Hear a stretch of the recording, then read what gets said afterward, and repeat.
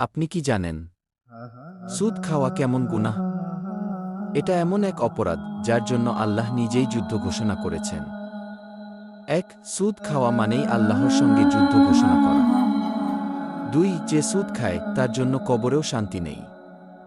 ৩. সুদ খেলে দোয়াও কবুল হয় না এবং রিজিক থেকেও বরকত উঠে যায়।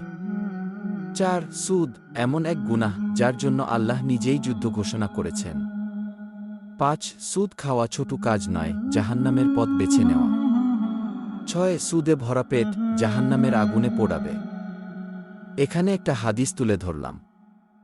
রাসূল সাল্লাল্লাহু আলাইহি ওয়াসাল্লাম বলেন, সুদ খাওয়ার ফলে যে পেট ভরানো হয় সেই পেট জাহান্নামের আগুনে পূর্ণ হবে।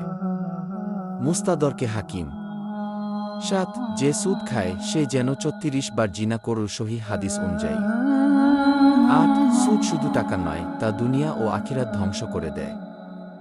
ভাই ও বোনেরা, সুদের মতো গুনাহ থেকে এখনই ফিরে আসুন, না হলে আখিরাতে আমাদের পরিণাম হবে ভয়াবহ। আসুন তওবা করি, সুদ থেকে বাঁচি, আল্লাহর রহমতের ছায়ায় ফিরে যাই। শিয়ারের মাধ্যমে হক কথা সরিয়ে দাও, হেদায়েতের পথ দেখাও।